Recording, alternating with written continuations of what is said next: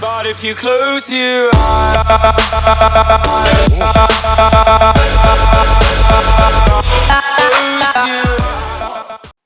Hi guys, welcome to an interesting video by Maximus. Today we're finally back with more Injustice Gods Among Us, and today I'll be taking a look at update 3.1. So it's really good news that they are still continuing to update Injustice, so I'm just happy about that. So we're just gonna quickly take a look at the patch notes, then we're gonna jump into the actual game. So, firstly, we have two new characters, and that is another Nth Metal character, which is Batman Ninja Nightwing. That's gonna be a pain to, get him to Elite 7, cause the male characters take so long to do that. And currently, I still only have one copy of the Merciless and none of the Batman Who Laughs, so I don't think that that's gonna improve too much anytime soon. But the good news is that we have a multiplayer character, which is Black's Night Flash. So, he is a lot easier to obtain, I suppose, although we do need to wait for a lot of seasons of him to get him. But the good news is that he's a lot easier to get, and which is really ironic because last time we were thinking that multiplayer characters were so hard to get compared to normal characters, and now we're thinking that multiplayer characters are easier to get than the male characters, so that's really interesting. And next up, we have new gear. So the new gear is basically Nightwing's Ninjato and Black Power Battery. So in my opinion, I think the Black Power Battery will be a multiplayer season reward. And meanwhile, Nightwing's Ninjato, I think, could be a multiplayer season reward or could be a normal 3-star gear which is found in the gear pack. Because every character has their own specific gear, and Nightwing is a completely brand new character in the game, so it does make sense that he has his new gear. But it probably should be 3-star. However, there are characters who have unique 4-star gears like the Joker and Batman, so it is also possible that that is a 4-star gear that is a multiplayer reward. So we don't really know too much about the new gears or characters other than their names because the update has just been released not too long ago. Yeah. So the Phantom Zone does have some improvements. So thanks to the feedback, we have the completion rewards adjusted, so they can now be viewed. We'll check that out a little bit later, but it's not too big of an improvement. And yeah, so just take a look at that part later. But we do also have re-rolling of objectives, which technically you could already do by jumping in and out, and you can still do that, but just that after you're doing it halfway, you can also re-roll. But the problem is that it does take some currency to re-roll, and we'll look at that later as well. And this is probably one of the best news of the update, which is the fact that we can now get Nth Mel from multiplayer season rewards, and the amount that they give is pretty decent. And we will also be going through that later. And lastly, we have a couple of new packs. So we have new Nth Mel packs which are already in the store, and there are some new holiday packs and character celebration packs. Holiday packs obviously are not here yet, but the character celebration packs, I'm not sure if those are the ones that are in stores now at the discounted price, or they're packs that have yet to be released, but we'll just have to find out in due time. So now, let's jump into Injustice game. So now we're in the Injustice game. Alright, so now we're going to take a look at a couple of things, including the Phantom Zone, the store, and the online battle. So I'm just going to quickly get the online battle out of the way. So basically, we're going to take a look at the season rewards. And one side note is the fact that I'm pretty sure that the early rewards glitch is no more. Glitch/bug, because I did try to trigger it in this update and it didn't really work, and I tried on 2 of my accounts, so I'm pretty sure that that problem/exploit is no longer working anymore. So that is good news or bad news. But basically, for top 1% you get 200 Nth Mel, top 2% you get 175, top 3% 150, and top 4% 125, and the top 5% 115. So basically you work your way down from 200 and you minus 25 for every percentage except for the last one, where you only get a -10. So that is a pretty decent amount, and I'll explain why really soon. So here we're gonna go into the Phantom Zone. So the Phantom Zone has been changed slightly. So now, as you guys can see at the bottom, you can see the recommended stats for doing each crystal and the rewards that you can get. So I'm doing the elite difficulty currently, and you can get 25 to 50 nth mel and 250 to 500 valerium alloy. So now we're just gonna enter it, and as you guys can see, we need 2,000 of it to obtain the crystal, and these are the tasks. So the bonuses are now at the top uh, for ×2 or ×3, and the re-rolling button, as you guys can see, is at the side. So I did re-roll once already, so you do get one free re-roll. After that, each re-roll takes 5 nth mel, and that clearly is not worth it because the nth mel is so hard to come by. And let's imagine if you get 25 nth mel at the end of elite and you re-roll like twice, you'll be only earning 15, so that really isn't a good deal. I don't recommend re-rolling, and just try to make it through the tasks, no matter how hard it is. But it really is not a good deal to re-roll, so we really shouldn't do that, except for the one free re-roll. That's good. And also, on a side note, the Phantom Zone glitch that did exist does not work anymore. So basically, if you guys are not aware of that glitch, is where if you complete a task, let's say I've already inflicted 412,500 dot damage, 412,500 damage, and the task is completed, I would get 70 points that will contribute to the 2,000. And to claim the 70 points and reset that task, I have to enter the Phantom Zone. So I have to finish the task. I have to go in here and then go in here. But using that glitch, if we completed it and we don't go back in there, for every match we win, they would add another 70. So essentially, after you complete it, you play, let's say, 5 more matches, you get 70 times 5 instead of just 70. So it was just I guess it's just a minor problem in the code of the game or something, so they just quickly fixed that. So now you don't get accelerated completion of the Phantom Zone anymore. That really sucks. So you don't get season rewards early, and you don't get the Phantom Zone rewards, but the airplane mode glitch still works, and I'll get into that a little bit later. So now that we know how we can get the nth mel, which is 2 ways, through the Phantom Zone or through multiplayer, I'm gonna explain why I think that doing multiplayer is way more worth it than the Phantom Zone. So let's assume that we do finish elite 5 times, and we get the maximum amount of nth mel, which is 250. And the only other thing we can get is a small tiny chance of getting a male character, which is arguably worth it, but I would say that it isn't, because judging on the kind of characters that people got, it really isn't too good.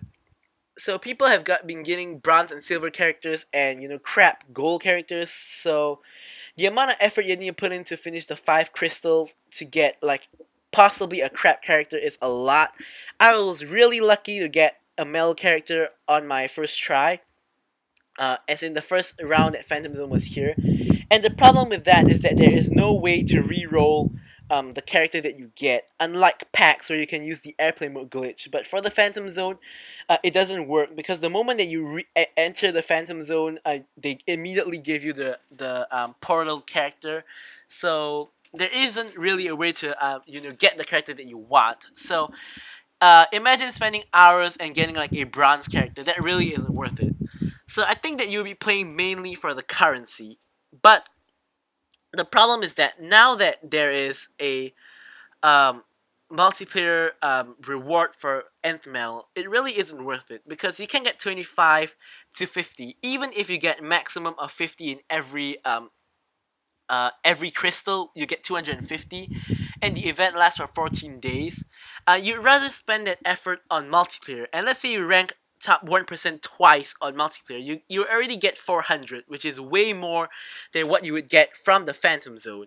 So in my opinion, it's just way better to concentrate on multiplayer than the Phantom Zone, because the only thing you can gain from the Phantom Zone other than the nth medal is a chance of getting a medal character, which I think for the effort is not really worth it, because you could use that effort to spend on multiplayer and then use multiplayer, the nth medal you get from multiplayer, to purchase the medal pack, which is the cheapest one costs 200 nth medal. So you can essentially purchase one nth medal pack every week instead of spending 2 weeks for a tiny chance to get a medal character. So yeah, because the tasks for elite, they are really tedious, and now that there's no accelerated way of completing it, it's gonna take a lot of effort.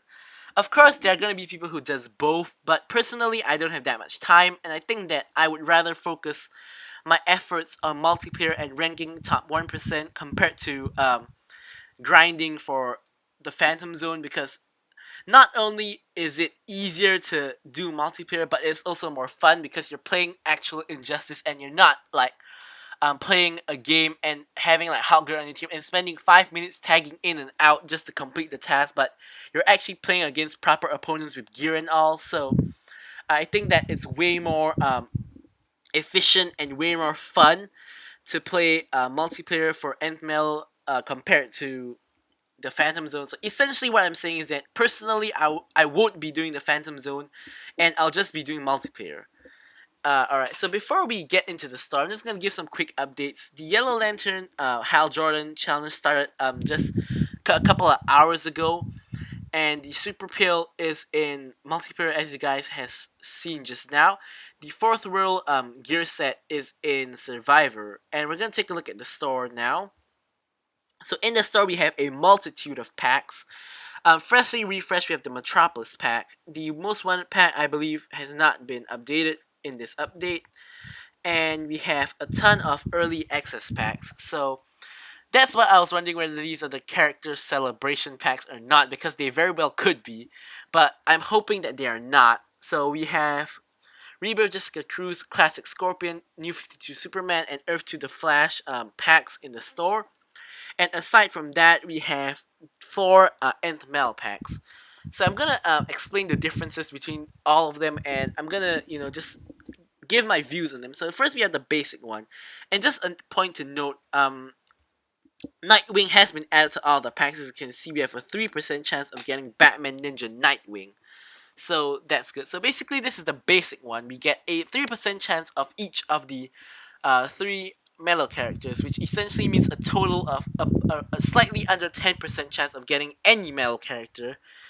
And this we have the Metal Pro pack. So this one includes a metal character or gold challenge character, as well as uh, a gear card, 5 XP augments, and epic gear set pieces. Now, the explanation for this really isn't too good, but the way that I interpret it at least is getting one character, one gear, and 5 XP augments. And the gear, you have a chance to get epic 4-star gears, which are basically the multiplayer gears.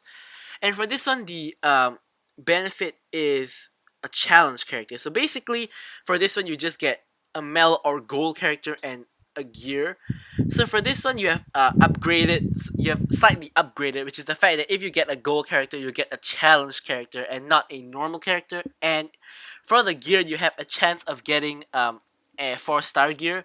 So basically, for paying double, do I think it's worth it? Absolutely not, because you basically be buying the packs mainly for the male characters. I don't think you're gonna be buying the packs for gold characters or epic gear. So if you are really buying it for epic gear, I would suggest that you focus on getting the male characters through the nth male packs and not the gear, because the gear is gonna eventually rotate around in multiplayer, which you can easily get, or in survivor mode where you can slowly slowly try to get.